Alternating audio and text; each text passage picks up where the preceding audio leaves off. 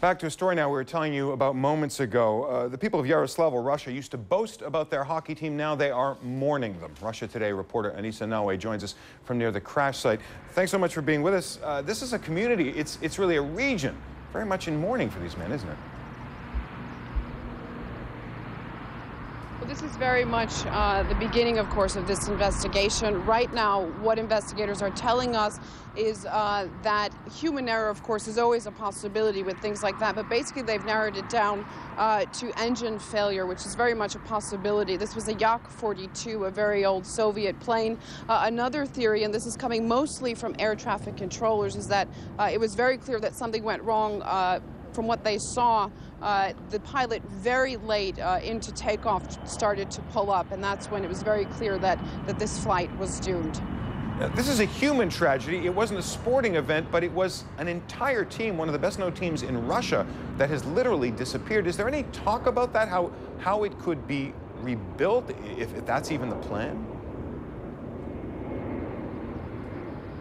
There's most certainly been a lot of talk about that, and really the KHL, the Continental Hockey League, has been discussing that throughout the day, how they will, as quickly as possible, try to create really one of the best Russian teams.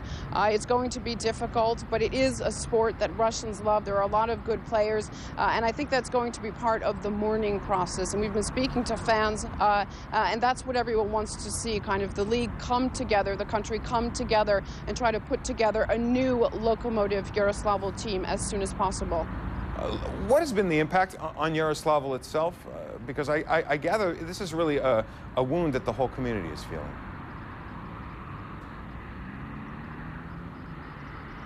This is a national tragedy. The entire country is devastated, and of course, not only Russians were on board that plane, but many foreign nationals as well. I mean, the head coach, Canadian Brad McCrimmon, he had just been hired, and they were flying to Minsk to play their first match, and he was killed. So really, the whole hockey community, and I think it's fair to say the sporting community, is mourning with Russia after this terrible tragedy.